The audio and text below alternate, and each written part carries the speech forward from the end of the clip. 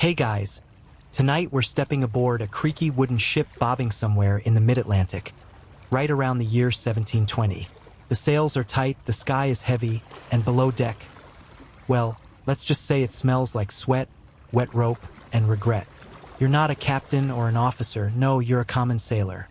You sleep in a hammock, you share your space with rats, and your meals are, let's call them functionally edible. And somehow, the ship's cook keeps insisting that onions are the secret to keeping this whole floating disaster from turning into a full-blown mutiny. You're skeptical and honestly kind of hungry. So, before you get comfortable, take a moment to like the video and subscribe, but only if you genuinely enjoy what I do here. And hey, I'd love to know where you're listening from and what time it is. Drop that in the comments. Now, dim the lights, maybe turn on a fan for that soft background hum, and let's ease into tonight's journey together. You wake to the creak of wood and the slap of rope against the mast. The sun hasn't risen yet, but your watch begins. You trudge across the deck in a daze, the sea breeze damp and sharp, and try not to think about how long it's been since you saw land. The ocean stretches out forever. It's easy to understand, in this moment, why sailors lose themselves out here. The ship is your whole world. You're part of a merchant crew, mostly Englishmen, a few Dutchmen, and one particularly loud Scotsman who insists he's part dolphin. Or was it part walrus? Hard to say, he mumbles. What you do know is that tempers are short. The days blur together, and strange little customs have taken root among the crew, like sacred routines. The strangest of them all, the reverent obsession with onions. Each morning, before the first bell, the cook doles out onion slices. Just a few slivers, thin, sad-looking things. You get yours in a cracked wooden bowl and chew it slowly, ignoring the sting in your eyes. You're told it keeps scurvy away, sure, but that's not all. Old Jones, the bosun with 3 teeth and a beard like frayed rope, swears that onions keep the crew sweet. As in, they stop arguments, they cool anger, they make men feel, somehow, a little less like strangling each other with fishing line. Sounds silly, but then again, everything at sea sounds silly if you think about it too hard. You've seen sailors kiss their boots for luck. One man whispers to a rope before climbing the rigging. Another sings to the galley rats. And if you've ever seen what happens when a crew turns against its captain, well, maybe a few onions aren't such a strange investment. The ship you're on, the Pale Fortune, for what that's worth, has been at sea for 6 weeks.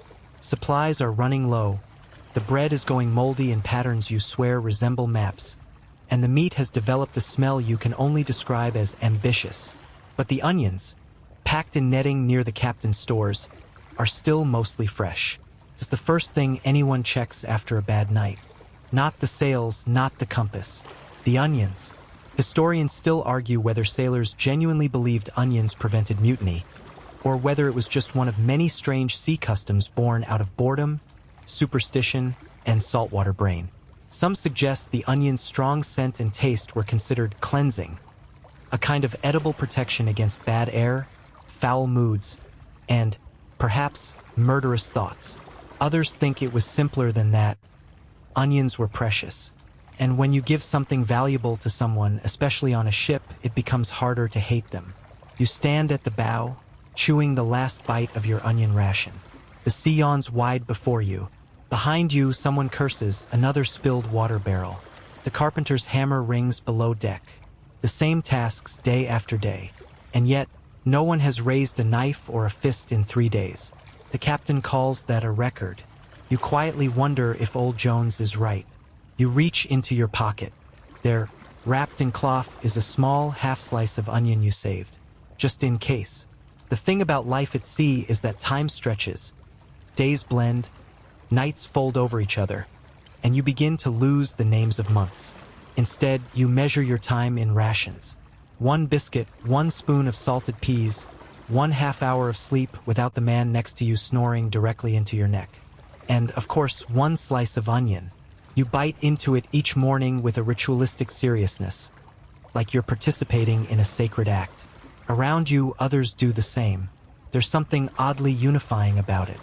Even the grumpiest men, the ones who shout at clouds and speak only in growls, Pause for this little shared moment of pungent peace.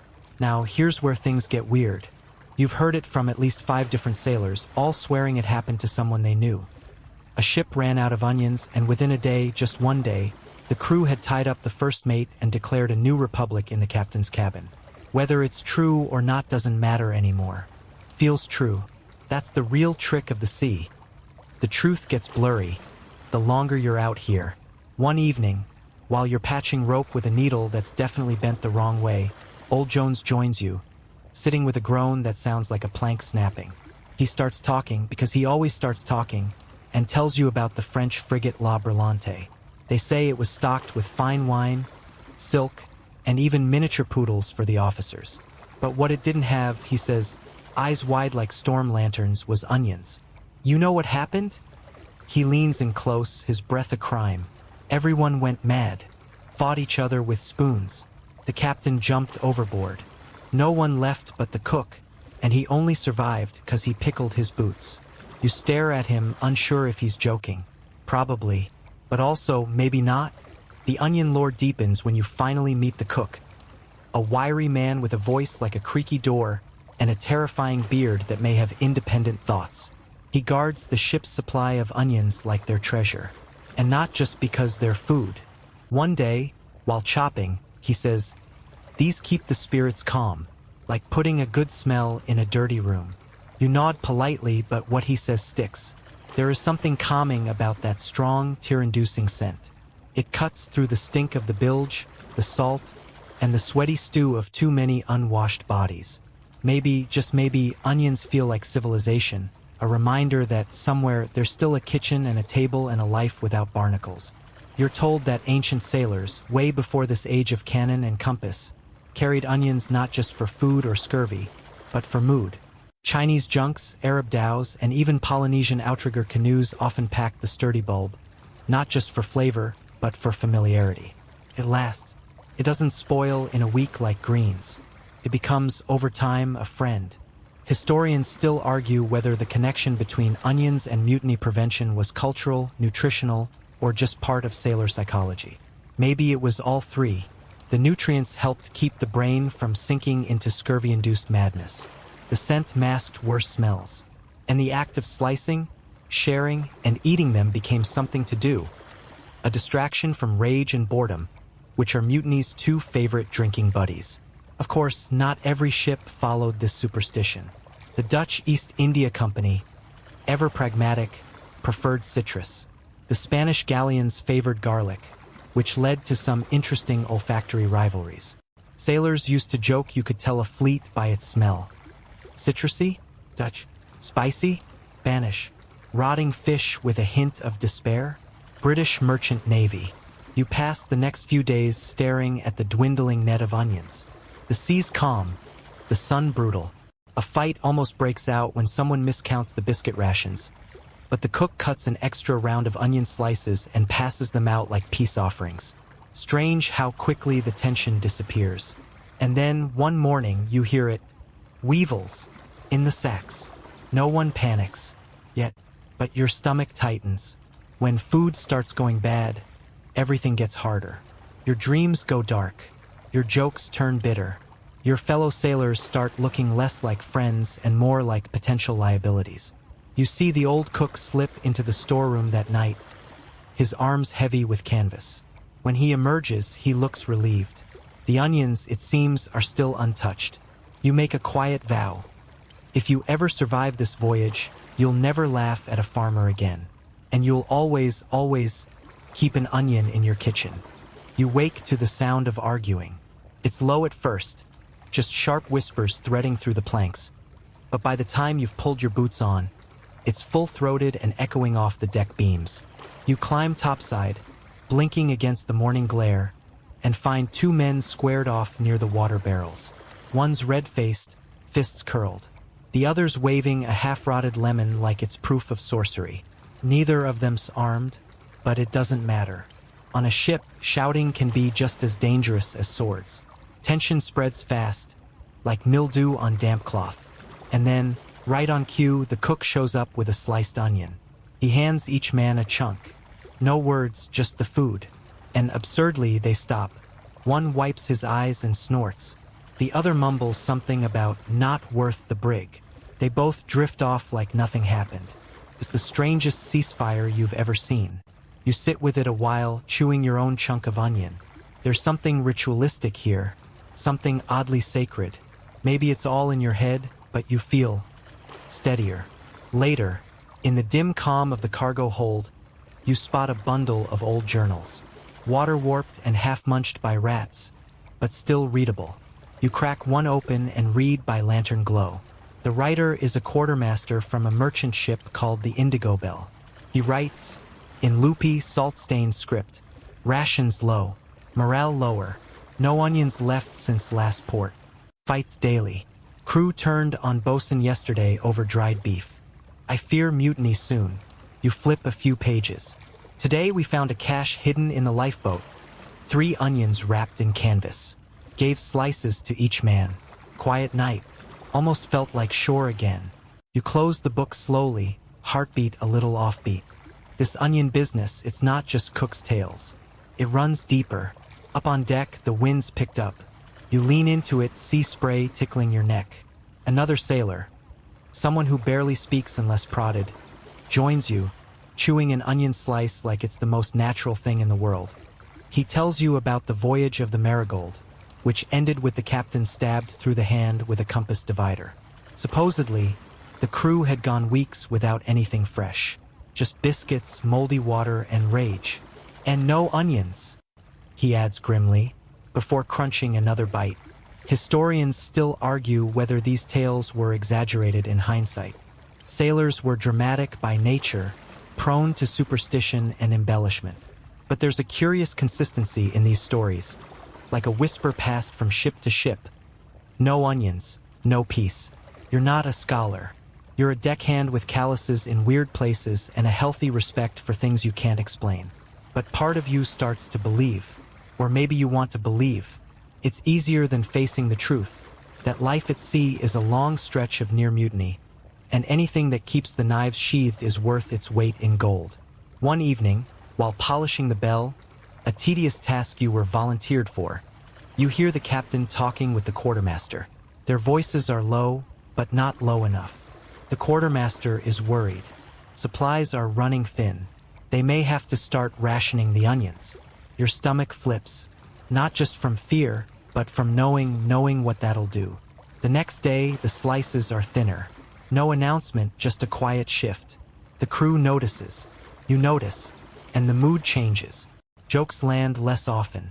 Games of dice turn to accusations. Even the cook looks frazzled, sweating into the stew and muttering to himself. And then, one night, it happens. A shout. A crash. 2 men wrestling by the galley, fists flying. One pulls a knife. Before anyone can stop it, the blade slices, not deep, but enough to leave red. Silence falls like a dropped sail. The captain himself appears, eyes hard. He orders the injured man below for stitches, the other to the brig. Then he turns to the crew. There will be no more fighting, he says, calm and cold. No more fear. We sail together or we die alone. And then, perhaps more importantly, he adds, the onions will remain. No one cheers. No one claps. But something shifts again. That night, a quiet peace returns. The cook even adds onion to the stew, thick slices that perfume the whole galley. You sleep without dreaming. Still, the tension doesn't disappear completely. The threat of mutiny never really leaves a ship. It just hides under hammocks and behind barrels. You start to understand why captains cling to tradition, why they carry charms and forbid whistling in the rigging, why onions, of all things, become sacred. There's a whispered story passed among the younger crew about the Scarlet Lark, a ship that sailed with barrels of onions and a cat that supposedly spoke Latin. The cat, they say, warned of mutinies by scratching certain floorboards. Of course, no one believes it, but everyone loves the tale. Another fringe theory claims onions protect not just from mutiny, but from sea spirits known as the drowned men, souls of sailors lost in storms, looking to steal the minds of the living. An onion at the mast, tied with red rope, was said to keep them away. Historians still argue whether this was true belief or just the sea playing tricks on lonely minds. You don't know. You don't want to know. You just keep your onion slice close, chew slowly, and hope the calm holds. The sea doesn't care how peaceful your deck feels tonight. It rolls on, indifferent and infinite, swelling under your feet like a bored giant shifting in its sleep. You lean against the rail, watching stars smear across the waves, and think about how many sailors stared out at this same black water, thinking about onions. Not treasure, not love, just onions. The next morning, the cook is late, which is strange. He's usually the first one clanging pots like church bells. You find him curled in a hammock in the storage room, surrounded by onion skins, red rings under his eyes. He looks at you like you've asked him to swallow a live crab when you mention breakfast. "We're nearly out," he croaks. 3 sacks left. 1 got wet, rotted through. Quartermaster says we don't hit land for 12 more days. You don't say anything, just nod and help him up. 12 days without onions. 12 days of hunger and heat and shared bunks and no escape. You know what that can do. Everyone knows. Back on deck, someone's whistling. It stops the moment the bosun hears it. "Don't," he snaps, not even turning around. "Whistling's how you call the wind to drown us." You half smile. Superstition is alive and well here. But it's more than that, it's survival. Like painting eyes on the hull to see danger. Like sleeping with a knife under your pillow, just in case the guy above you gets night thoughts. And always the onions. You're not sure when it began, but they've become more than food. They're currency, comfort, maybe even control. Sailors don't just eat them. They trade them for favors. 1 slice for help tying a proper sheepshank. 2 slices for lookout duty in freezing rain. And if you're lucky enough to have a whole onion, you're royalty, for a day at least. You once saw a man offer his last bottle of rum for a half-rotted yellow onion. And when the trade was made, he cradled it like a child. Took tiny bites over an hour. Said it tasted like home. It's not just the taste, of course. It's the bite, the sting, the distraction. You chew, your eyes water, and for a moment, you forget that the man beside you has a scar across his nose from a knife fight in Port Royal. You forget that your hammock's always damp and smells like the goat the captain swore wasn't allowed on board. You forget the sea's been glass flat for 3 days, and everyone's starting to mutter about the calm before. Historians still argue whether sailors really believed onions could prevent mutiny, or whether it was more about preserving some kind of control. A ritual, an anchor, something tangible in a world that constantly shifts beneath you. Either way, captains bought into it. They stocked barrels of onions like they were cannonballs. Not because they lasted, onions rot like anything else, but because they were a known quantity. A tool. A sedative. One journal from a British East India Company ship even called them disciplined food, used to quiet the crew when morale dropped. There's a fringe theory that the sulfur in onions, when inhaled regularly, mildly altered brain chemistry. Not enough to drug you, but enough to dull anger, lift mood. Probably nonsense. Still, when you think about how quiet the ship gets after stew night, you wonder. You're pulled from your thoughts by a commotion near the stern. Fight, no, a loud disagreement. 2 young crewmen, one barely old enough to shave, arguing over card rules. Their voices rise. One throws a punch that misses by a mile but lands with enough meaning. The rest of the crew watches. No one intervenes. Not yet. It's a test to see how far this goes. Then someone steps forward. A woman from the night watch. Silent, lean, always watching. She holds out a split onion. No drama. Just extends it like a peace offering. Both men pause. It's ridiculous, really. An onion? That's the solution?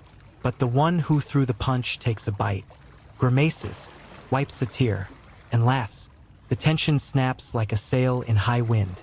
The other man laughs too, and just like that, it's over. You exhale. Didn't realize you'd been holding your breath. The captain saw it too. You notice him at the helm, one eyebrow raised, a faint grin touching the corner of his mouth. He knows. Every captain worth their salt does. Order isn't just about maps and commands. It's about rhythm, ritual, trust. And right now, that trust is wrapped in papery yellow skins. That night, there's a meeting below deck. Quiet and unspoken, but everyone knows to come. The cook lays out what's left. 3 onions. 1 red, 2 yellow. The red is half soft. The crew stares like it's a treasure chest. You take turns slicing. Thin rounds, passed hand to hand. No hoarding, no fighting. The woman from earlier says softly, "We get through these 12 days together, or we don't get through at all." No one disagrees. Someone places a ring of onion on the mast, right where the light catches it. Like a charm, like a promise. It hangs there all night, swaying with the ship.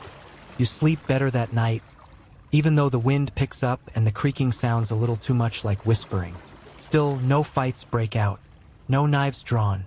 Just the faint scent of onion in the air, like smoke from a calming fire. You wake to the sound of gulls, which is strange, there's no land for days. You stumble topside, boots thudding against sun-warmed planks, and peer into the sky. There they are, 3 gulls wheeling overhead like they own the place, laughing if birds could laugh. Someone mutters, "Bad omen?" But they say that about everything. You once heard a man swear that sneezing twice before breakfast meant someone would fall overboard. Still, the sight of those gulls puts everyone on edge. The cook's down to dregs. Onion peels, bits of carrot, the tail end of a salted cod. He hands you a wooden bowl of what might be soup. It's warm, at least, and there's the faintest tang of onion in it, like a memory. You take it to the bow and sip in silence. 3 days without fresh onion now. 3 days since the fight. Morale hasn't nosedived exactly, but it's twitchy. Jokes come slower. Laughter ends quicker. One man sharpens his blade too long and too loud, and no one tells him to stop. You're watching the water when you see it, floating like a ghost. A cask, just bobbing there, far off, turning lazily with the current. "Drift goods," someone yells. 10 minutes later, you've got it on deck. The crew gathers like bees, eyes wide. The captain's first, of course. He leans down, sniffs. "Not rum," he mutters. "Not wine." A sailor pops the lid with a crowbar. Silence. Then the unmistakable scent hits everyone at once. Onions. Dozens of them. Pale gold, the size of fists. Not perfect, but not bad either. A few sprouts here and there. Some mold on the bottom layer. But the rest? Glorious. A cheer erupts. It's not loud, it's relieved. Like someone just found a lifeboat in a storm. They divvy them up carefully. Each person gets one, even the goat. Yes, the captain finally admitted he'd smuggled her aboard. Named her Lady Windhorn. You cradle your onion like it might vanish. The skin flakes off in your hand like old parchment. You bite into it raw, and your eyes water so hard you have to squint against the sun. It burns, but it's real. And for the first time in days, so are you. That night, dinner feels like a holiday. The cook makes a stew so thick it stands on its own, and he doesn't even apologize when it's slightly burnt. Everyone eats together, legs tangled, bowls clinking, trading stories. Like the one about the sailor who claimed onions kept your soul from slipping out while you slept. "You think that's weird?" The helmsman pipes up. "Back in Portugal, they bury onions in graveyards to keep the dead from getting bored and rising again. Historians still argue whether that's true," someone says with a wink, and everyone chuckles. It's become a kind of catchphrase now. A shared joke about how much no one really knows. But it works. After dinner, the captain calls a quiet meeting. "I don't believe in ghosts," he starts, "but I do believe in patterns. And I've seen too many crews fall apart over less. So from now on, onions are rationed. Fairly. 1 per day. 1 per soul. Until landfall. There's no objection. No one wants to go back to how things felt before that cask." Later that night, you're on watch. The sea's calm again, but this time it feels like a kindness, not a threat. You smell the faint trace of roasted onion on your breath. It's weirdly comforting. You think about rituals again, about how humans wrap meaning around the strangest things. A lock of hair, a lucky coin, a vegetable. Fringe researchers have written about symbolic sustenance, how something ordinary, when shared and cherished, becomes powerful. It's not just food anymore. It's a bond, promise, prayer. Maybe that's what onions are on this ship. Not magic, not medicine, just a reminder that you're all still human. The stars shift overhead. You pull your coat tighter. And that's when you notice the quiet. Not the kind that comes before something bad. The good kind, like a sleeping dog, like the hush that settles after laughter. You smile to yourself.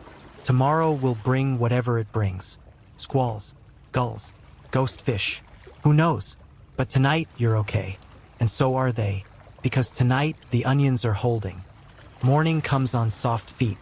Not the usual shriek of someone dropping a crate or the slam of a hatch catching wind. Just the creak of rigging and the soft flap of canvas. You open one eye and see the crew moving like they've just remembered they have bones again. Slow, but not sluggish. Calm, but not dulled. You stretch, and there it is, that earthy scent wafting from the galley. Onion again. This time sautéed. Brown just right, curling around the air like an embrace. It's amazing, really, what one vegetable can do. You head below, still shaking the sleep out of your ears, and sit for breakfast. Everyone's quieter today, but in a good way. They're chewing like monks, reverent. Someone hums a sea shanty, but it's slow and soft, more lullaby than drinking song. And then the captain says something that grabs everyone's ears. I've been reading the old logs. He always does this, pretends he's above superstition, but then drops a bomb like that. Seems there's more to these onions than flavor, he says, biting into his own ration like it's an apple. Ships that carried them, fewer mutinies, less illness, fewer disappearances. Disappearing, you say, like falling overboard? No, the first mate says, like just gone. 1 minute they're in the bunk, next they're air. The cook chimes in, wiping his hands. You know the old Spanish chart house in Cadiz? The logs are full of it. Sailors vanish mid-sentence. Some blamed sirens. Some said bad air. But the old captains? They packed onions. He leans in like he's sharing a ghost story. They believed onions grounded you, kept your soul tied to your meat. You blink. Your meat, he grins. Your body, mate. Your vessel. Without onions, you're just a balloon begging to pop. Someone laughs, but nervously. Just the way people laugh when they hope they're not next. A younger sailor clears his throat. But how would that work? Like, biologically? Historians still argue whether the onion's strong sulfur content had any actual medicinal value. The captain says, slipping into that mock lecture tone he uses when he doesn't want to admit he believes the nonsense too. But even if it didn't, he continues, the belief was enough. If a crew thinks onions protect them, they act like they're protected. They don't fight. They sleep easier. Fewer knives get drawn in the dark. You nod slowly. That makes a surprising amount of sense. It's like carrying a lucky charm. Sure, the rabbit's foot isn't magic. But if it helps you climb the mast without freezing in terror, isn't it doing its job? Back on deck, you run into the old carpenter, one of those wiry sailors who's been around since ropes were vines. He's carving a pipe out of bone, using an onion skin for polish. Old trick, he says. Keeps the pipe sweet. Is that real? You ask. Probably not, he shrugs. But I do it anyway. And that, you think, is the whole point. You spend the afternoon mending sails, sun on your shoulders, and the mood across the ship has fully turned. You can hear someone whistling. Someone else is teaching the goat to balance on a barrel, which is going terribly, but no one minds. Even the seagulls seem less sinister today. But of course, peace is a tricky thing at sea, because when people feel safe, they get bold. And boldness? That's when secrets come out. Around twilight, during rations, someone mentions the drift cask again. Strange how it just showed up. They mutter. Could have been flotsam, another says. Shipwreck from before. Or a gift, the helmsman offers. Maybe Neptune knew we needed it. Or maybe, the cook says, pausing with a ladle midair, someone chucked it overboard in the first place. A hush. It hadn't occurred to you. What if the cask didn't drift in from nowhere? What if someone let it go? Old pirate trick, the carpenter adds. Sail close to enemy lanes. Toss a bait cask. Let 'em open it. Think they've found luck. And then, someone whispers. Well, he grins. Depends what's inside. sometimes gold, sometimes cursed trinkets, sometimes maps to nowhere. You glance down at your bowl, half full of onion stew, and suddenly it tastes a little different. Historians still argue whether such tactics were ever widely used. The captain says, suddenly stern. But the fact is, we're lucky, so stop picking it apart. And that's when the storm hits. No warning, just a single wave slamming the hull like an angry slap, followed by wind that howls like something trying to get in. Chaos erupts, buckets fly, ropes snap. You barely make it to the rigging in time, clinging for dear life as water sprays your face raw.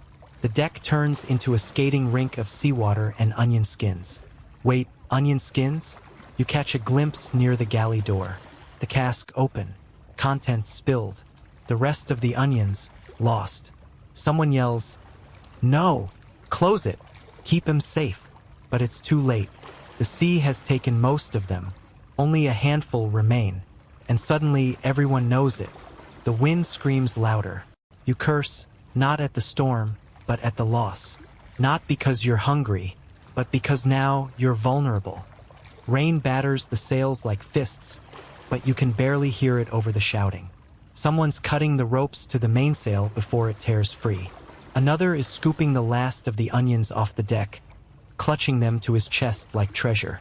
The cook, brave fool that he is, slides across the galley floor trying to secure the cask, now cracked open and wobbling on its side like a stunned crab. You're on your knees, tying down the barrel of dried fish. When it hits you, this is ridiculous. You're risking life and limb over onions, vegetables. But then a flash of lightning illuminates the deck, and for just a second you swear you see something. A shape, a figure. It's not real, of course, it can't be real. Just a trick of light and panic. But it stands tall against the storm, unmoved, like it's made of water and shadows. No eyes, no mouth, just emptiness under a tattered hat. You blink and it's gone. The sea has played tricks on you before. You once mistook a pod of dolphins for sirens. You once swore a floating tree stump was waving. But this chills your blood in a way that has nothing to do with cold. You crawl toward the captain, who's tied himself to the wheel. "I saw something," you shout. He doesn't even look at you. We all do in storms. "No," you insist. "It wasn't just fear. Shut up and bail," someone screams, flinging a bucket at your feet. Fine, you bail. For hours, time is measured in sloshes, shouts, and prayers muttered to gods you stopped believing in years ago. Then, as fast as it arrived, the storm is gone, like a tantrum burned out, and you're left panting on a wet deck, hair glued to your face, arms like lead, mouth full of salt. The moon peeks out, innocent as a kitten. You sit up. Around you, others do the same. No one speaks. Then a faint sound, water dripping, steady, from the rigging, like a clock restarting. Someone lets out a weak laugh. Another joins. Then it spreads.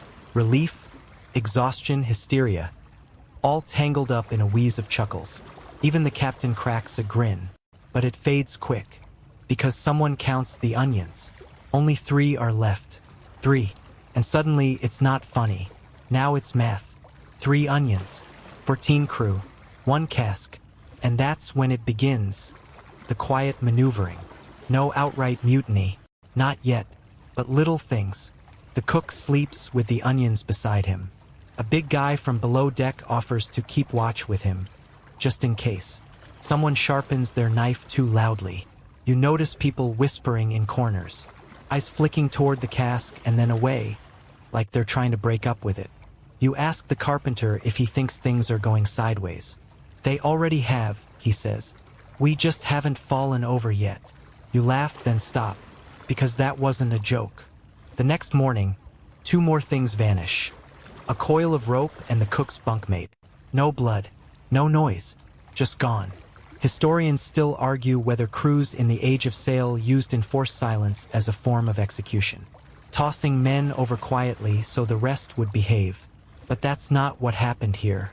You know it, because you saw that shape in the storm. And when you sit near the mast to think, one of the younger deckhands slides over. He pulls a soggy parchment from his coat. I made notes, he says. Back when we still had the whole cask. People were nicer then. He's right. You remember the laughter, the goat tricks, the stew that made your insides hum like a lullaby. We should ration, he whispers. You nod, but you know it won't help. This isn't about food anymore. It's about safety, sanity, protection from the thing that isn't real except when it is. That night, you dream of peeling onions. Each layer falls away to reveal nothing, just more onion. No core, no center. You wake sweating, and when you check the cask, one onion is gone. Just two now. The cook swears he didn't touch it. The others swear they didn't either. And the deckhand who showed you his notes? He won't wake up. No marks, no wounds, just still and cold, like he never really existed. The captain finally breaks silence. We have to make port, but we're not due. I said we make port, he snaps. You've never seen him this rattled. He spends the next hour poring over maps, looking for anything, anywhere within a few days' sail. A speck of land, a fishing village, even a cursed reef with a bored lighthouse keeper. Anywhere we can get more onions, he mutters. Someone suggests making onion tea to stretch the effect. Someone else suggests planting the skins in case they grow. Historians still argue whether sailors truly believed onions had life-preserving properties. The first mate says dryly, or whether they were just desperate. You all stare at him, and he raises his hands. I'm not saying I don't believe. I'm just quoting history. The wind picks up again, not stormy, but impatient. And you realize something you've been avoiding. There are rules on this ship now, unspoken but sharp as knives. Don't be alone. Don't talk about the missing. And never ever ask who's guarding the onions. The wind calms to a soft breath, but it feels unnatural, like a lull in a story just before something unsettling happens. Your boots creak on the deck, a slow, deliberate rhythm, but you don't know if it's the ship or your own thoughts. You find yourself standing before the cask again, running your fingers along the rough wood. The remaining onions are still there, but they've started to look different, smaller, more fragile, almost wilted in the salt air. Where's the cook? You ask, but no one answers. His absence is starting to feel like it's been there longer than you can remember. Maybe you just hadn't noticed, too distracted by the mounting tension among the crew, but it feels like the ship has started to shift in more ways than one. There's something about the air now, darker, no longer crisp and open, but suffocating, the kind of thick air that makes you wish for a storm to clear it away. You pass the first mate, who is standing just a little too close to the mast, staring up at the rigging, his eyes wide. You ask him how things are, but he doesn't seem to hear you. You tap him on the shoulder, but he jumps and quickly straightens. It's nothing, he mutters, his voice tight. He forces a grin, but it looks more like a grimace. I thought I heard something. You're about to reply when a low rumble shakes the ship. It's not thunder. The clouds haven't turned dark. It's the wood groaning under tension. The deck shifts beneath your feet as if the ship itself is holding its breath. And then, as though a switch has flipped, the first mate stiffens, his eyes narrowing. I'll check the hold, he says. There's something in his voice now, urgency, almost panic. You stay on deck. You try to argue, but he's already disappeared below, leaving you with the faint echo of his footsteps. The remaining crew are all busy with their own tasks, but it's clear they're not entirely focused. They're distracted, their movements too fast, too jittery. Someone is talking to themselves, someone else is counting their rations, and all you can do is watch. Watch and wait, wondering if something is going to snap. Then you hear the shout, a shrill cry, sharp and desperate. You race toward the source, your heart slamming in your chest. There, standing in front of the cook's quarters, is the second mate, his face pale as bone. There's something in there, he yells, pointing to the door.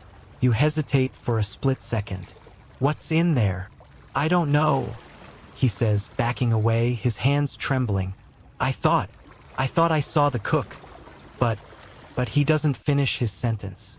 Instead, he stumbles backward, hands raised as if trying to push the fear away from him. You glance at the door, and for a moment you think you see something move inside. But then it's gone. And in that silence, you hear the faint sound of something scratching against wood. You shove past the second mate and fling open the door. But when you step inside, all you find is the empty, dimly lit room. The walls are bare except for a few broken bits of furniture and a table overturned in the corner. But it's not the mess that makes your breath catch in your throat. It's the smell. It's faint but pungent. A sour, rotting odor that stings your nostrils. It smells like something left to spoil in the sun, but you can't place it. And then you hear it again, the scraping noise, but it's coming from beneath the floorboards now. You kneel, tracing the edge of a loose board, and pull it up. Nothing. But the smell, that smell, only grows stronger. Takes everything in you to not gag. You're about to cover the hole and back away when you see it. A small, discolored object wedged deep into the crack. You pull it out, careful not to let it slip from your fingers. It's an onion, one of the last three, but it's no longer a vibrant, fresh bulb. It's brown, shriveled, covered in what looks like dried seaweed, and sticky to the touch. A chill runs through you. You quickly close the floorboard again, trying not to think about what you've just found. But the gnawing suspicion is there, pressing against the back of your mind. When you step out of the room, the second mate is still standing there, shaking wide-eyed. "Is it gone?" he whispers. You nod slowly, too stunned to speak. But it's clear. The storm didn't just leave behind chaos. Something else is taking root on the ship. A quiet, insidious thing. And you know, deep down, that the remaining onions are no longer just food. They've become something else entirely. You can hear the whispers now. The stories the crew has started to tell each other. Stories that were once dismissed as nonsense. Faint echoes of mutinies past. Of ships lost to the sea because of hunger, yes, but also because of something darker. An unspoken belief that food can either nourish or curse. And that's when you realize the onions are more than just a superstition. They're the anchor that's holding this ship together, or tearing it apart. Historians still argue whether this particular superstition was born of hunger or fear, or whether the onions truly had any supernatural properties. Some say it was a simple solution, a comforting reminder of home during the brutal conditions of long voyages. Others suggest something darker, that the mere presence of the onions triggered something deep in the crew's psyche, a sort of primal need for control over their fate. But here, now, you can't afford to waste any more time thinking about it. You can only wonder whether the next onion will vanish, or if the next soul will, too. The ship feels quieter now, but the air around you still holds a kind of tension, a slow, creeping anticipation that seems to grow with every passing minute. It's hard to tell whether it's the onions, the mutterings of the crew, or something else entirely, but something has changed. The once cheery chatter of the sailors has fallen into uneasy murmurs, and the familiar sounds of the ship, creaking timbers, the slap of the waves, have taken on an ominous tone. You've spent enough time on this ship to know when things aren't right, and right now, nothing feels right. The crew's movements are becoming erratic. The usual rhythm of work is fractured, like the ship's heartbeat is skipping. When you pass the rigging, you catch sight of the bosun, a man who's always been steady, his hands shaking as he ties a knot. The ropes slip from his grasp more than once, and he mutters to himself, his words too soft for you to catch. There's an undercurrent of fear among the men, something they're trying to hide, but it's impossible to ignore. It hangs in the air like a thick fog. You try to make sense of it, but it's not easy. Perhaps it's the lack of provisions. They're down to the last of the salted meat, the last of the dried fruit, and the onions, of course. The once bountiful stock of onions is dwindling, each one eaten with more hesitation than the last. It's clear the crew is no longer eating for hunger. They're eating for survival, or perhaps something else entirely. But the more they consume, the more the sense of unease seems to grow. You walk past the galley where the cook should be, but the door is closed tight. Normally, the scent of something savory would be wafting from within, but today the smell is absent, replaced by a strange, musty odor that seems to come from everywhere and nowhere at once. A soft, rustling noise catches your attention. It's coming from the galley. You approach cautiously, your heart quickening in your chest. The cook's quarters, usually filled with the hum of activity, are eerily silent. You knock gently, your fingers brushing against the worn wood. No response. "Cook?" You call out softly, but there's still no answer. You turn the handle, pushing the door open, and step inside. The space is dimly lit, the shadows thick in the corners. At first, you think it's just the lack of light that makes the room feel so off. But as your eyes adjust, you realize something is wrong. The cook is standing in the corner, his back to you. He doesn't turn when you enter, and for a moment you think maybe he hasn't heard you. But then you see it. The same strange, shriveled onions scattered across the floor around his feet, their dried skins curling like dead leaves in the wind. There's a strange, hypnotic quality to the scene, the way the onions seem to pulse ever so slightly with the creak of the ship. You almost don't want to disturb it, as if breaking the stillness might cause everything to fall apart. "Cook?" You repeat, this time louder, your voice almost pleading. He finally turns, but when he does, you're struck by how distant he looks. His eyes are wide, unfocused, and there's something strange about his expression. It's like he's staring through you rather than at you, his gaze far away. "The onions," he murmurs, his voice flat and heavy. "They're watching us. They're waiting." You blink, unsure if you've heard him right. "What do you mean?" But the cook just shakes his head, as if trying to clear the fog from his mind. "I didn't believe it either. Not at first. But now." He trails off, and a shiver runs down your spine. The words hang in the air like smoke. The idea that something supernatural could be connected to these simple vegetables seems absurd. But the cook's face tells a different story, one of growing paranoia and dread. His next words are almost a whisper. "It's them. They're what's keeping the crew from going mad." You can't help but feel a pang of disbelief. The thought of something as simple as an onion holding such power, enough to prevent mutiny, enough to stabilize a ship on the edge, seems ridiculous. But at this moment, you can't deny the strange energy in the air, the way the crew's behavior has spiraled. "Are you saying the onions are alive?" You ask, your voice barely above a murmur, afraid to give the idea more weight than it deserves. He looks at you like you're the one who's lost his mind. "They're not alive in the way you think, but they do something. They do something to the mind." The weight of his words presses down on you, but before you can respond, the door swings open again, and the second mate appears in the doorway, his eyes wide with urgency. "You need to come out," he says, his voice strained. "The crew, they're acting strange. It's starting to spread." The cook doesn't respond. Instead, he turns back to the onions, his gaze fixed on them as if waiting for them to move. The second mate steps closer, his tone now more insistent. "The ship's not going to hold together much longer if this keeps up." And with that, the cook stands slowly, his movements stiff, as if he's been tethered by invisible strings. Without a word, he shuffles toward the door, the onions still scattered around his feet, waiting. You follow them, your mind a whirl of confusion and unease. Whatever was happening with the onions, whatever grip they had on the crew, it was growing stronger, more consuming. The ship had become a vessel of superstition, and it was becoming harder to tell what was real and what was imagined. Historians still debate whether superstitions like this, those rooted in food, in something so simple, had a real effect on the minds of sailors. Were these beliefs truly enough to alter the behavior of an entire crew?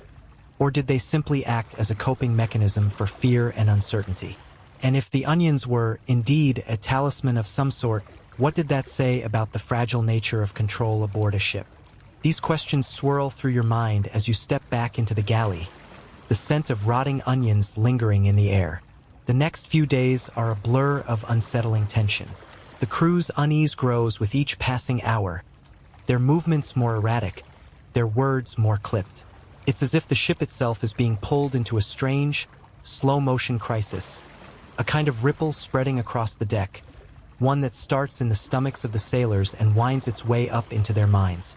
The cook, meanwhile, has become something of a recluse, rarely seen outside his quarters, his eyes wild whenever he does emerge. Some say he's been whispering to the onions, that he's been caught in some kind of feverish trance, like a man possessed. But no one is brave enough to approach him now, not with the strange way he's been acting. You've heard the rumors, of course, whispers that the onions are the reason the crew hasn't broken into full mutiny yet. That the small, unassuming bulbs are somehow keeping them in line. That, if the onions disappear, all hell will break loose. But these are the kinds of rumors you've learned to take with a grain of salt in the past. Superstition, you tell yourself, nothing more. Yet as the days stretch on, you begin to wonder if there's more to it. The crew is visibly tense, their eyes darting about, always scanning, always waiting for something. There's no real violence, no threats of mutiny yet, but there's an underlying current of fear, and it's spreading faster than any of you can handle.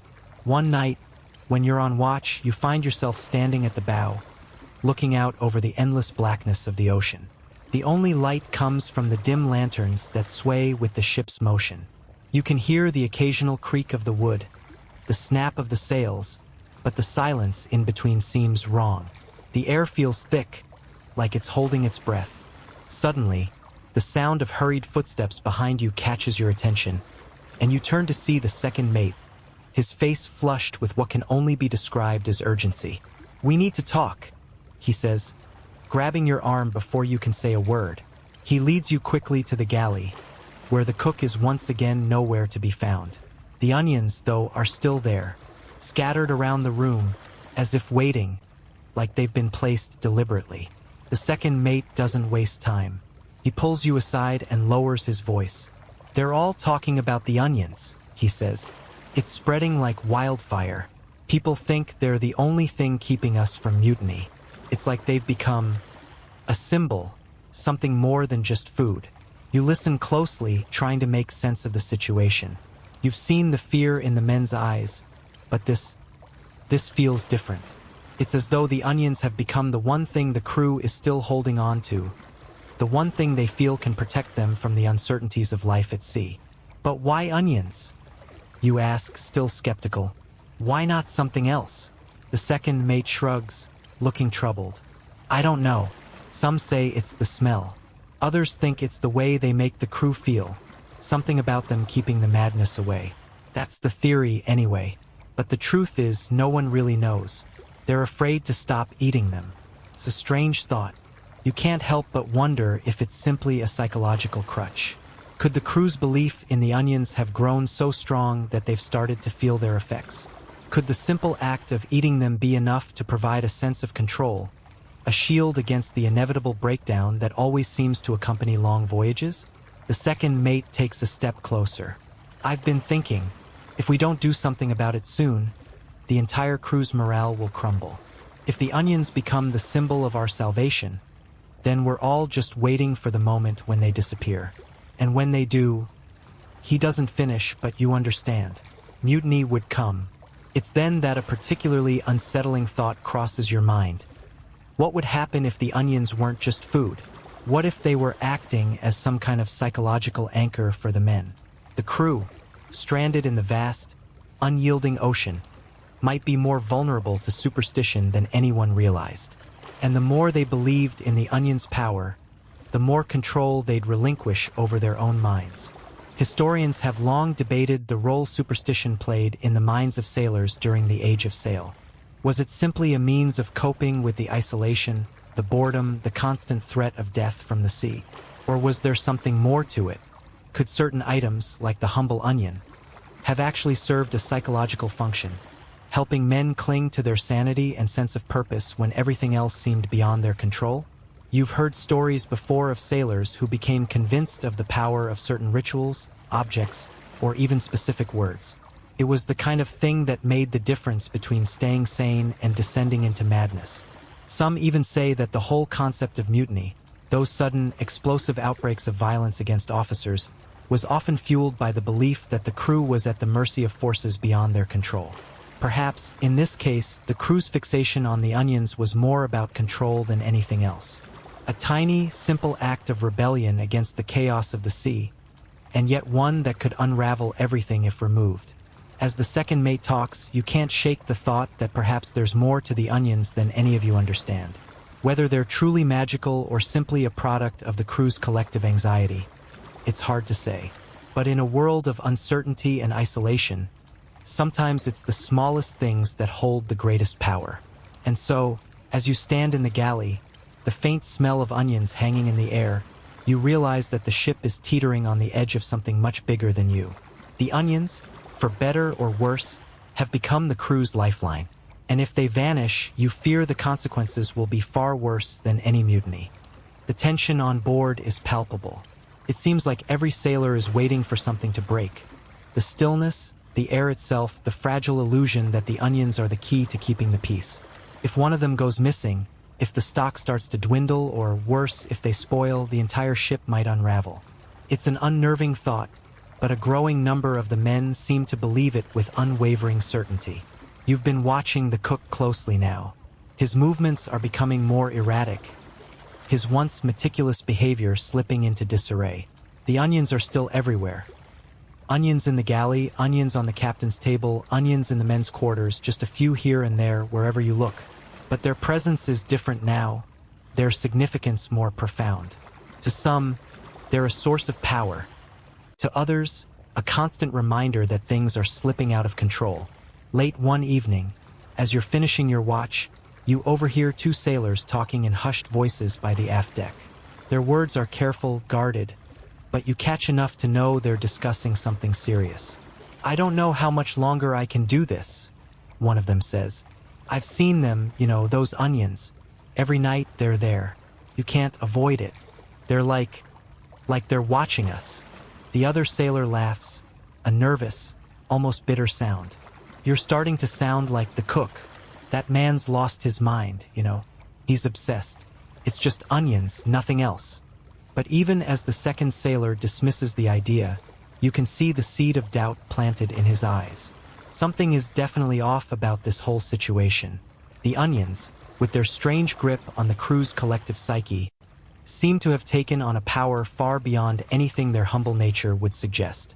It's almost as if the simple act of eating them has become a ritualistic act of defiance against the forces of the sea, a way to hold onto some small measure of control in a world that feels increasingly unstable. Historians have long speculated on the impact of superstition on sailors, particularly in an era when the sea was a constant threat, always unpredictable and often deadly. In some ways, it made sense that the crew would latch onto something, anything, to feel that they had some control over their fate. The onion, in this case, became more than just food. It became a totem, a symbol of their resistance against the chaos that lurked around every corner of the ocean. It's not just the sailors who are affected, though. You start noticing the captain, too, his eyes darting nervously to the onions each time he walks into the galley. He's not openly talking about it, but you can tell. There's a subtle change in the way he carries himself. The last time you saw him, he was clutching an onion so tightly it looked like he might crush it. He didn't say a word, but you caught the uneasy glance he shot at the cook, who was standing in the doorway, watching him with an odd expression. Half concerned, half triumphant, as though he knew something no one else did. The tension is building, like a storm on the horizon, and it's only a matter of time before something gives. The crew is divided now, with those who believe in the power of the onions and those who scoff at the idea. The mutinous whispers have grown louder in the past few days, as some of the men grow desperate, fearful that the onion's magical grip will slip away, taking their control with it. Others, however, still cling to the belief that the onions are their only protection against the madness of the sea. But one thing is clear: something has to change. The cook has become more erratic by the day, his obsession with the onions crossing over into strange rituals. He's been muttering to them, almost like he's communicating with them, holding them up as if seeking answers, or perhaps even offering them as sacrifices. It's unsettling to watch, and you can't help but wonder if his descent into madness is tied to the very thing that's holding the crew together. On the surface, it may seem like a trivial matter. Onions, after all, are just food. But the more you think about it, the more you realize that the onions have become something far more significant. They're a lifeline. They're a beacon. They're the one thing that stands between the crew and utter chaos. There's a part of you that understands why the crew has latched onto this belief. Life at sea, particularly in the 17th and 18th centuries, was grueling and uncertain. Superstition was a way to cope with the fear, the isolation, and the ever-present threat of death. The sea could be a brutal, unforgiving place, and sailors often found solace in small rituals or beliefs that gave them a sense of control. Whether it was a lucky charm, a prayer, or, in this case, an onion, these small comforts allowed them to feel a little less helpless. Still, the more you observe the growing tension among the crew, the more you wonder if this is all going to spiral out of control. Will the onions become the flashpoint for the mutiny they've all been dreading, or will they remain the one thing keeping the crew from falling apart? The cook's obsession is only growing stronger, and the crew is starting to fracture. No one seems to know what will happen next, and that's the most terrifying part. For now, though, you're stuck in the middle of it all, watching as the crew's fate hangs in the balance. Historians still debate the precise role superstition played in sailors' lives. Some argue it was a form of psychological comfort, a way to cope with the unimaginable stresses of life at sea. Others believe that superstitions had more practical roots, like avoiding certain foods or practices that could lead to illness. What's clear, however, is that the power of belief, no matter how absurd, could have real consequences. And right now, the crew's belief in the onions is more real than ever. The ship groans beneath your feet, as though it, too, is becoming aware of the tension in the air. The smell of salt water, stale bread, and of course onions is all around. Onions are now more than a mere food source. They have become a vessel of hope, a promise of protection, or, for some, the harbingers of doom. You catch yourself thinking about it. What if the onions really do have some power? Could they be the secret to surviving this long, seemingly endless voyage? You glance at the crew, their faces drawn with exhaustion, their eyes weary. For many of them, the days have become indistinguishable from one another. Long stretches of monotonous labor interrupted only by brief moments of unrest. Yet, in this peculiar atmosphere, the crew has adopted a shared belief. The onions are a force that must be protected at all costs. There's an almost religious devotion in the way they handle the onions now. They cradle them in their hands like sacred relics, never letting them fall, never leaving them behind. They must be kept safe above all else. In the galley, the cook has begun to take extreme measures. He's locked himself in the small kitchen, muttering to himself as he tends to his onions. You hear him talking to them, calling them by names, giving them instructions as if they were people. It's unsettling to witness this slow unraveling of a man who was once calm and competent. Now his face is gaunt, his eyes unfocused, and his hands tremble as he arranges the onions in strange patterns across the galley floor. What started as a simple belief has become something far darker, more obsessive. You can't help but wonder whether the onions have become the symbol of something deeper, perhaps a desperate attempt to impose order on an inherently chaotic world.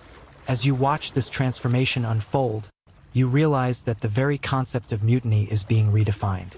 It's no longer just a threat from the men, but from the belief itself.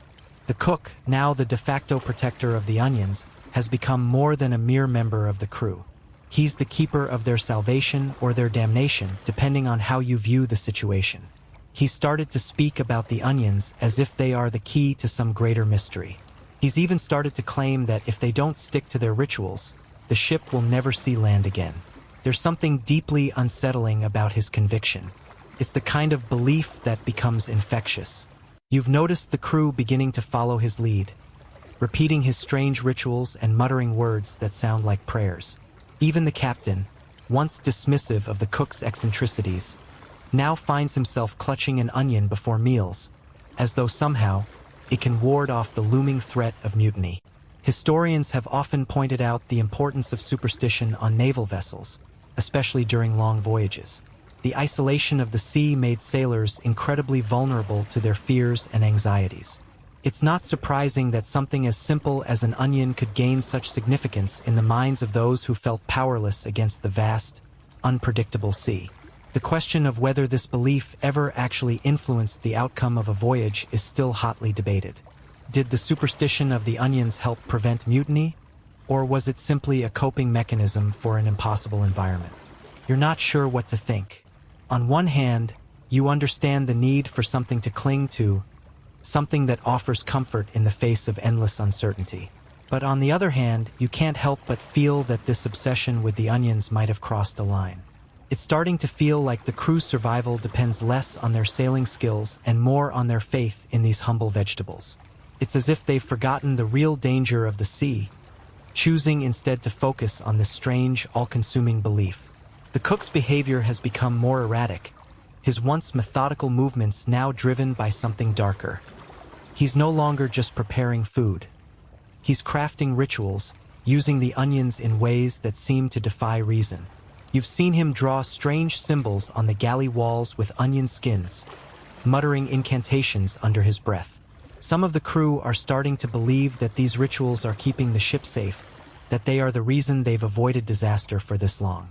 Others, however, are growing more skeptical, their doubt fueled by the cook's increasingly erratic behavior. In the midst of all this, you begin to wonder if the onions are indeed a symbol of something greater. Maybe it's not about the vegetables themselves, but about the need for something to believe in. The onions might just be a symbol of hope, a talisman that gives the crew the strength to endure the hardships of the sea. After all, superstition, as strange and unfounded as it may seem, has often been a way for people to find meaning in an otherwise senseless world.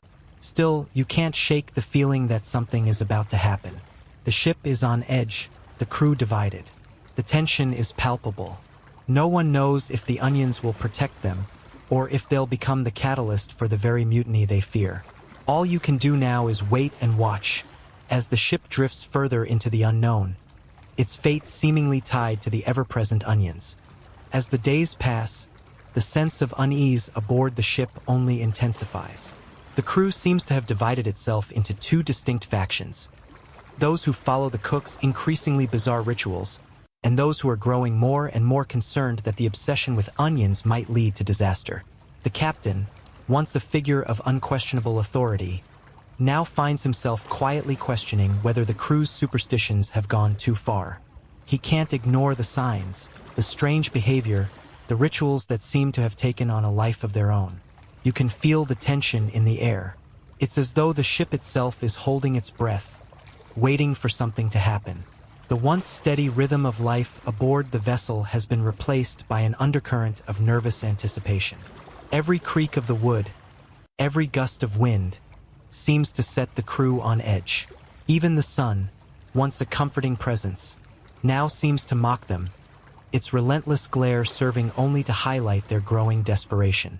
The cook, for his part, has become more and more insistent that the onions are not just a simple foodstuff, but the very key to their survival. He's taken to speaking of them as though they were sentient beings, urging the crew to listen to the onions, to trust in their power. It's almost as though he's begun to see himself as the vessel through which the onions communicate their will. Some of the crew are starting to see him as a prophet, while others remain skeptical. The divide is growing, and with it, the simmering tension between the factions. But it's not just the crew who are affected by this strange belief. You've begun to notice the way the ship's captain is changing. He's always been a practical man, grounded in the realities of sailing. But now you catch him muttering to himself, his eyes occasionally flicking toward the onions that sit in the galley. It's a subtle shift, but it's enough to make you wonder whether the cook's influence is spreading further than you ever imagined. It's at this point that the first signs of real trouble begin to emerge. Late one night, as the ship rocks gently in the water, the crew gathers in the mess hall for what seems like another typical meal. The onions are, of course, at the center of the meal, their presence all but mandatory. But tonight, something is different. You notice a sharp, unsettling tension in the air as the crew takes their seats. Everyone is silent, their eyes glued to their bowls. It's as though they're waiting for something that none of them are quite able to articulate. Suddenly, the cook bursts into the room, his face wild with excitement. "It's time," he says, his voice trembling with fervor. The onions are ready to reveal their true power. The room falls silent, and for a moment, you could hear a pin drop. The cook's words hang in the air like a spell, heavy with meaning, with promise. Some of the crew exchange nervous glances, unsure of how to respond. Others, however, seem to be waiting, their faces drawn with anticipation. Historians still debate whether this kind of behavior was typical aboard long voyages. The tension and isolation of the sea often created strange bonds between sailors and their superstitions. It's not uncommon for isolated communities to latch onto seemingly mundane objects or rituals, imbuing them with strange significance. But what happened next was beyond anything that could be explained by mere superstition.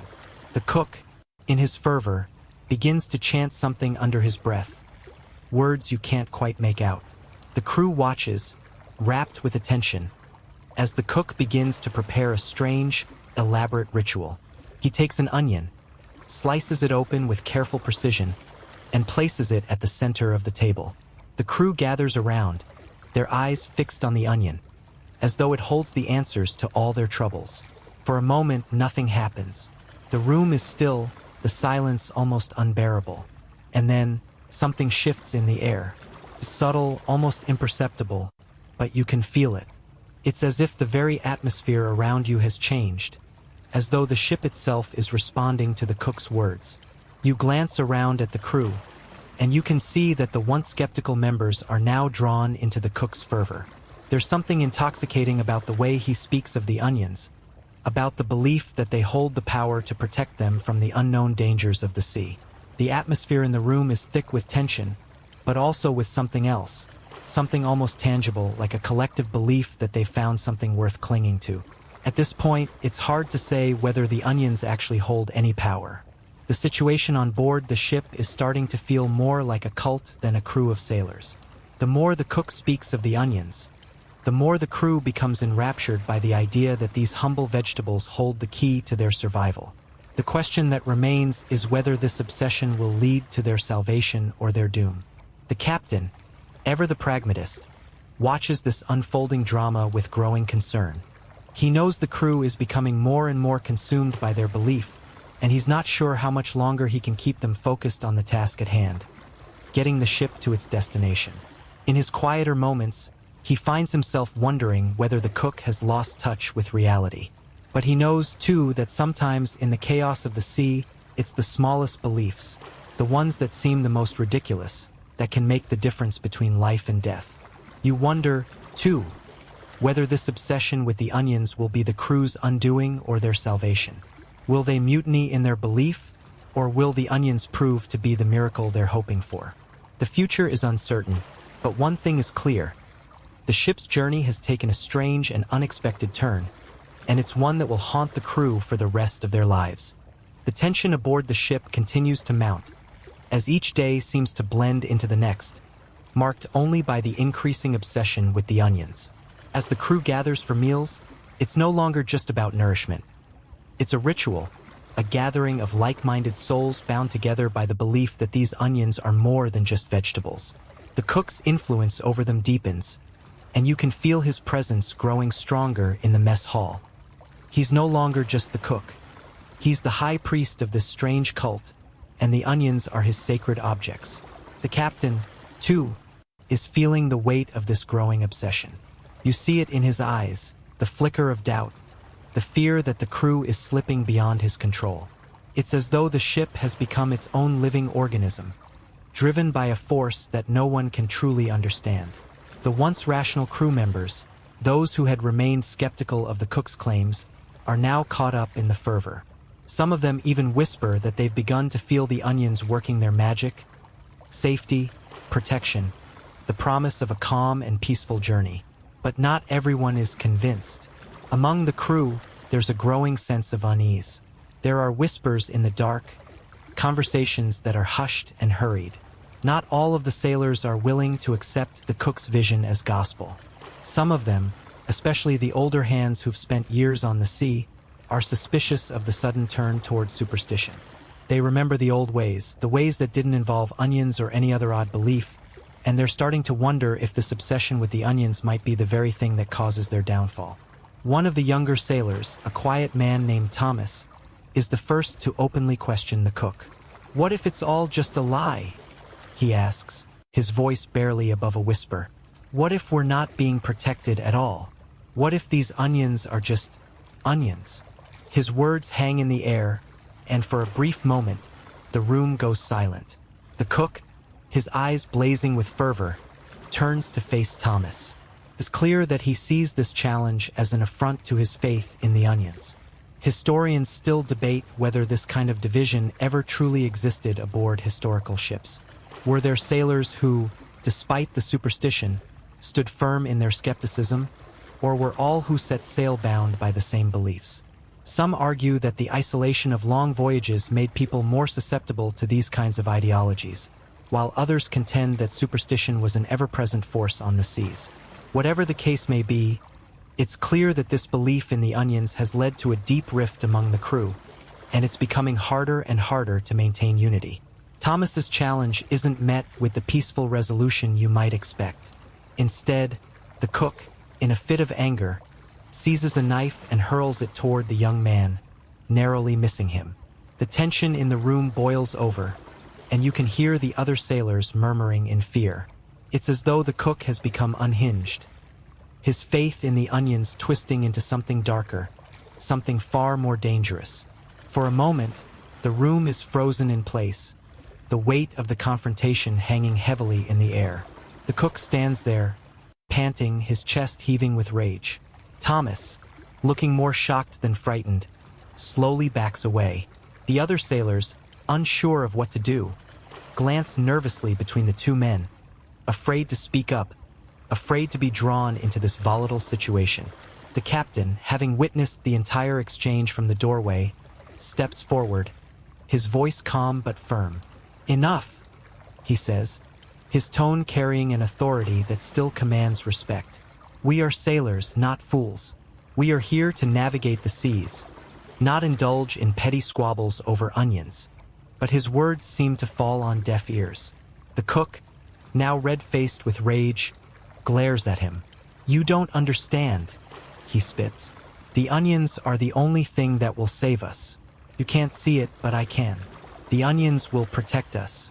They're our only chance." The captain looks around at the crew, his face a mask of frustration and concern. The sailors who once followed him unquestioningly are now divided, and the ship, as much a symbol of their unity, is starting to feel like a floating tinderbox, waiting for the spark that will set it ablaze. As the days drag on, the situation only worsens.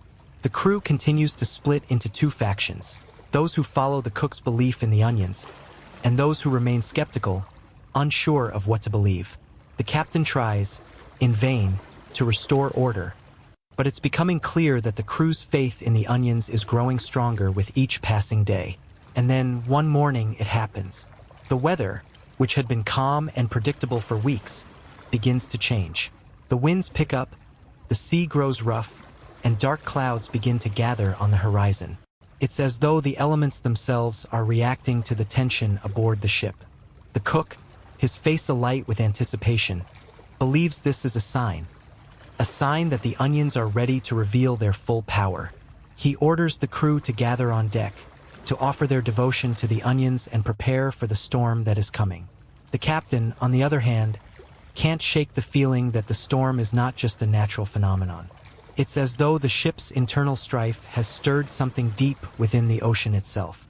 The wind howls, the waves crash against the hull, and the crew, divided as they are, stands at the ready, unsure of what's to come. As the storm intensifies, you feel the ship rock violently beneath your feet.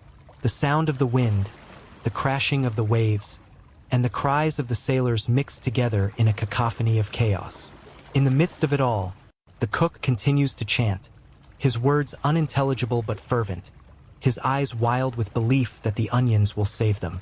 And yet, as you stand there, caught between the two factions, you can't help but wonder. Will the onions be their salvation or their undoing? The storm rages on, the ship now a mere speck against the vast, unrelenting ocean. It's as though nature itself has conspired with the growing tension between the crew and the cook. The winds howl like a chorus of angry spirits, while the sea crashes against the hull with all the fury of a beast awakened. And in the midst of this tempest, there stands the cook, chanting to the heavens, holding his precious onions aloft like sacred relics. As the crew scrambles to secure the ship, trying to prevent the waves from tearing them apart, the captain moves swiftly across the deck, barking orders. His voice is swallowed by the wind, yet he carries on with an authority that belies the growing sense of chaos. The sailors, their faces pale with fear, rush to follow his lead. The ship groans, creaking with every wave that batters against it. But then, there's a sound that rises above the rest, the soft, rhythmic chanting of the cook. He's in the middle of the deck, his arms raised high, and his voice barely audible over the storm. Yet there's something in his tone, a note of certainty, that catches the attention of the sailors nearest to him. His belief in the onions, in their power to protect them from this storm, has become almost palpable. It's as though he's willing the tempest to quiet, to bow before the sacred vegetables in his hands. The skeptics among the crew exchange uneasy glances, unsure of how to respond. Should they laugh at the absurdity of it all, or should they, perhaps, take part in the cook's strange ritual? As the captain reaches the cook, he places a firm hand on his shoulder, trying to break his focus. "Enough, man," he shouts, but his words are lost to the fury of the wind. For a moment, there's silence, an eerie stillness that seems to suspend time itself. The crew holds their breath, as though waiting for the storm to choose its next move. The cook, his face flushed with feverish devotion, turns slowly toward the captain. His eyes, wild with belief, meet the captain's gaze. "The onions will save us," he says, his voice trembling with conviction. It's as if the air itself thickens with the tension between the two men. The captain, standing there with his brow furrowed, looks up at the sky. The storm is no less violent than it was a moment ago, the dark clouds swirling above them like the maw of some great beast. For a fleeting second, the captain wonders if the cook might be right, if the onions are indeed their salvation. But then, as if in response to the cook's words, the storm suddenly shifts. The wind howls even louder, and the sea seems to grow angrier, the waves now crashing with an intensity that shakes the very timbers of the ship. The crew struggles to maintain control, the ship listing dangerously with each wave that strikes it. The cook's chants grow louder, more frantic, as he clutches the onions to his chest. The captain, with his mind now firmly made up, turns to the crew. "Get to your posts," he commands, his voice breaking through the storm. The sailors, now driven by a shared sense of urgency, scramble to follow his orders. The ship lurches violently, the sails snapping against the wind like whips. The cook, still clutching his onions, continues to chant, seemingly oblivious to the worsening storm. And then, just as suddenly as it had begun, the storm begins to subside. The wind's roar fades into a gentle murmur, the waves retreating to a calmer rhythm. It's as though the fury of nature has been spent, exhausted by the relentless battle between the ship and the sea. The cook, standing there with his onions still raised high, watches in awe as the storm passes. The crew, too, stands frozen for a moment, their hearts still racing from the chaos. The captain, his face pale from the strain, looks up at the now clear sky, the first stars beginning to appear in the heavens above. There's no doubt in his mind that something extraordinary has just happened. Whether it was the cook's chants, the power of the onions, or simply the ebb and flow of nature, the storm has passed. And for the first time in days, the crew breathes a collective sigh of relief. But as the ship continues its course through calmer waters, you can't help but wonder if this will be the last time the cook holds such sway over the crew. Historians still argue whether it was the cook's superstition, or simply the fickle nature of the sea, that caused the storm to dissipate. Some believe the ship's crew was simply fortunate, while others swear that the onions truly had a role to play. What is certain, however, is that the story of the onions, and their supposed power to prevent mutiny and protect the crew, will live on. Whether it's a tale of survival, superstition, or sheer coincidence, it has become a part of the ship's lore, passed down from sailor to sailor, generation after generation. And now, as the night grows quiet and the ship drifts into calm seas, you feel the soft hum of the ocean beneath you, lulling you into a gentle sleep. The storm is over. The onions have done their job. And in the end, perhaps that's all that matters.